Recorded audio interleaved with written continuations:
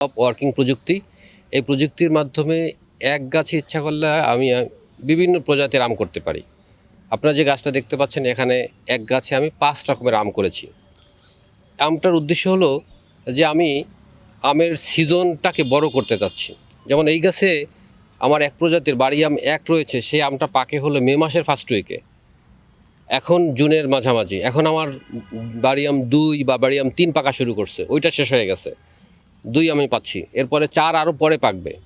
Clean master toilet cleaner, সবচেয়ে safe, সবচেয়ে clean. এরপর লোকাল আম আছে, তাইলে কি আমের সিজনটা আমি বড় হচ্ছে একটা গাছ থেকে, তাই না? আমি মে মাস থেকে খাওয়া শুরু করতেছি, আমি অগাস্ট পর্যন্ত খেতে পারবো, বিভিন্ন স্বাদ নিতে পারবো, টেস্ট নিতে পারবো। থেকে আমরা 7-8 মণ আম পাই। হ্যাঁ, এই গাছ যেহেতু বড় হবে তার ইয়েটা বাড়বে, খাবার পরিমাণটা বাড়বে, সে বেশি ফল দেবে। ছোটো অবস্থায় যা দেয় তার চেয়ে বড় অবস্থায় আস্তে আস্তে বড় বেশি দেয়। এবং এই গাছে যেহেতু আমরা বিভিন্ন রকমের আম নিচ্ছি, এটা ম্যানেজমেন্টটা ভালো করতে হবে। আমরা বছরে 3 বার যেন সেখানে সার, গোবর, ইউরিয়া, এই যে প্রত্যেক গাছে আমরা 30 কেজি করে গোবর সার, 200, 250, 300 গ্রাম আমরা ইউরিয়া টিএসপি এমপি দিয়ে পানি দিয়ে সুন্দর করে যদি ব্যবস্থাপনা করি, তাহলে কিন্তু একটা ভালো ফল এখান থেকে আসবে।